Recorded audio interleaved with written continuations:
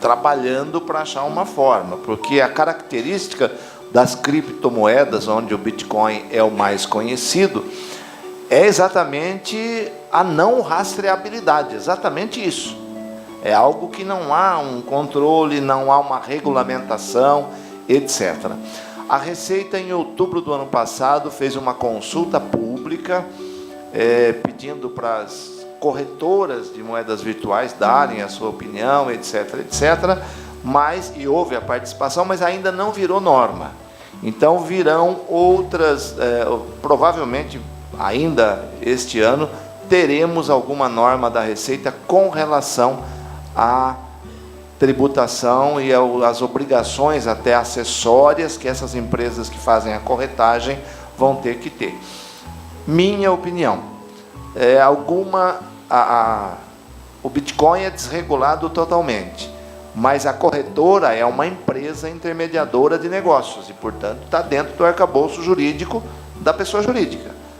Dela, corretora, a Receita pode exigir, obrigar que ela entregue uma declaração dizendo quem aplicou, quanto aplicou, enfim, passando da mesma forma que a Bolsa de Valores passa para nós, as corretoras também passariam para a Receita. E o rastreamento será dessa forma, eu tenho quase certeza que isso vai acontecer mais cedo ou mais tarde.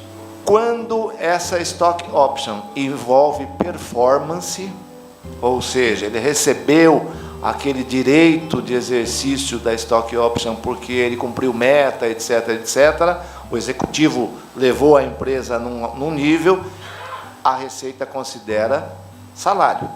Perfeito? Quando a prevalência é do risco, porque Stock Option nada mais é do que ações, né? Que eu tenho um prazo, um tempo para exercer esse direito. Quando prevalece esse risco inerente ao mercado de ações, não é considerado salário, mas ainda não está pacificado. Venda de imóvel, regra geral, tem algumas poucas exceções, eu tenho que recolher o imposto no último dia útil do mês seguinte ao do recebimento. Não o fato gerador do ganho de capital é a venda, né? Só que eu posso vender e receber parceladamente, receber daqui a 6 meses, a obrigação de pagar é só depois que eu recebo o valor. Último dia útil do mês seguinte ao do recebimento, código 4.600. Parcelado. Se for parcelado, eu tenho que calcular e recolher em cada parcela. Se, porventura, nesse parcelamento for pactuado qualquer correção com qualquer denominação, não importa, o valor da parcela original é ganho de capital, esse juro ou qualquer outra atualização que vier junto é carnê-leão. A isenção aplica-se à interpretação gramatical ou literal. Significa o quê? O direito, aqui nós temos pessoas muito mais habilitadas a falar no assunto do que eu, ele comporta várias formas de interpretações ou integrações, né? Para o caso da isenção, só é aceita a interpretação literal ou gramatical. Significa que é igual ao jogo do bicho, vale o escrito.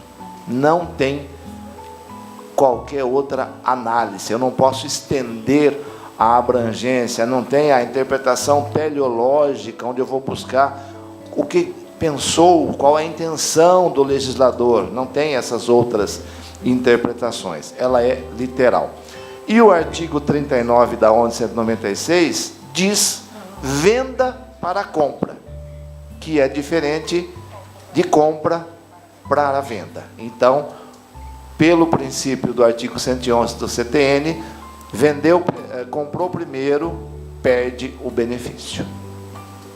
O melhor caminho aí é excluí-lo como dependente, até porque ele vai ter, talvez o ganho não seja tão significativo hoje. Despesa de instrução 3.561 é muito pouco. Aí é aquela regra da tributação, eu sempre coloco, a regra básica da tributação, às vezes a gente reclama, mas ela é essa, ou você paga na entrada ou você paga na saída. Nunca há, na normatização, 2 benefícios, e nem duas tributações, né? Esse caso do exterior, qual é a lógica de que esse rendimento tem que ser tributado aqui? Porque as remessas que o pai está fazendo para o exterior estão isentas, inclusive, para fins escolares, até R$20.000 mês. Perfeito? É a contraparte. Menos aluguéis, essas coisas. Isso, não, mas a remessa para fins de educação, para fins de plano de saúde, etc. Então, é o princípio de tentar equalizar. Melhor caminho é a exclusão. Porque o rendimento é tributado independentemente de onde ele seja auferido. Princípio que está lá no artigo 153 da Constituição, chamado princípio da universalidade, todas as rendas. Eu declaro aqui, mas eu tenho um imóvel em Orlando alugado, vou pagar aqui. Caso haja acordo de reciprocidade ou um acordo internacional para evitar bitributação, segue-se esse documento. Não existindo, no local onde eu estou, isso é uma regra mundial, eu tributo ali, independentemente de onde o rendimento foi auferido, né? Ele vai ser um rendimento do exterior. E por esse princípio da universalidade, eu estou colocando o filho como dependente aqui, ele tem renda lá, a renda de lá vem junto. Nós temos há algum tempo a solução de uma questão antiga aí, que são as desapropriações. Até pouco tempo atrás, nós tínhamos as desapropriações todas tributadas, e a única que era isento era a desapropriação para fins de reforma agrária. Tenho que falar da desapropriação para poder falar da servidão de passagem, da servidão para instalação de benfeitorias, como é a linha de transmissão, que é uma exceção à regra. Aí o que aconteceu?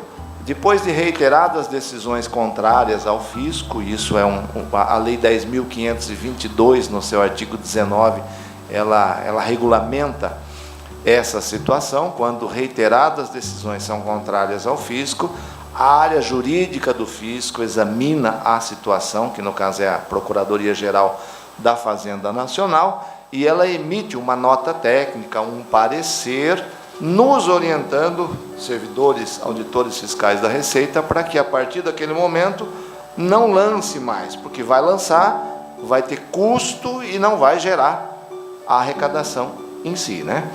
E começou dessa forma a desapropriação. Hoje, desapropriação, toda e qualquer desapropriação, está inserida nesta situação. Não é isenta, porque aqui é uma colocação bem importante. Por que tem que ser desta forma que a Lei 10.522 manda? Porque para eu dizer que isso está isento, a lei que diz que ela é tributável tem que ser revogada, e isso não aconteceu. É a Justiça que, através de reiteradas decisões, mudou a aplicação, porque a lei também é dinâmica, evolui com o tempo, etc, etc. Mas, administrativamente, no papel está escrito que aquilo é tributável. Então, nós deixamos de reter, deixamos de recorrer, etc, etc, mas não dá para dizer que é isento. Mas, na prática, eu não tributo mais. Isso aí resolveu um outro problema, que era a forma de tributação da desapropriação.